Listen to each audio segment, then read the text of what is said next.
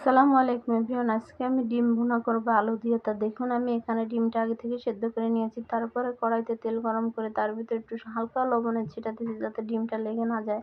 তার ভিতরে আমি একে একে সবগুলো ডিম দিয়ে দিলাম। দিয়ে হালকা একটু মরিচ গুঁড়ো, হলুদ গুঁড়া দিয়ে আমি ডিমটা লাল লাল করে ভেজে নিয়েছি। তারপরে দিয়ে দেবো আমি এখানে কুমড়োর বুড়িও ডিমের ভিতরে দেবো। তো কুমড়োর বড়িটাকে লাল লাল করে ভেজে আমি এখন আলু ভেজে নিলাম।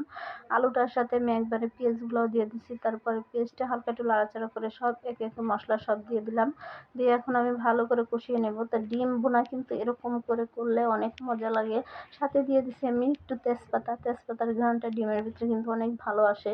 তার জন্য কুমড়োর বড়ি দিয়ে কে কে ডিম ভুনা খেয়েছেন কমেন্টে জানাবেন। আর যারা যারা না খেয়েছেন একবার হলেও খেয়ে দেখবেন, আমার এই রেসিপিটা দেখে অনেক ভালো লাগে। তা আমি এখন দিয়ে দেব কিছু কাঁচামরিচটা তরকারি হয়ে আসার সময় দিলেই কিন্তু অনেক সুন্দর সেন্ট বের হয়। তার জন্য কিন্তু কাঁচামরিচটা দিয়ে দিলাম। তো এখন আমি দিয়ে দিলাম সামান্য একটু জিরের গুঁড়া। দেখুন আমার ডিম ভুনা রেডি হয়ে গেছে। আল্লাহ হাফেজ।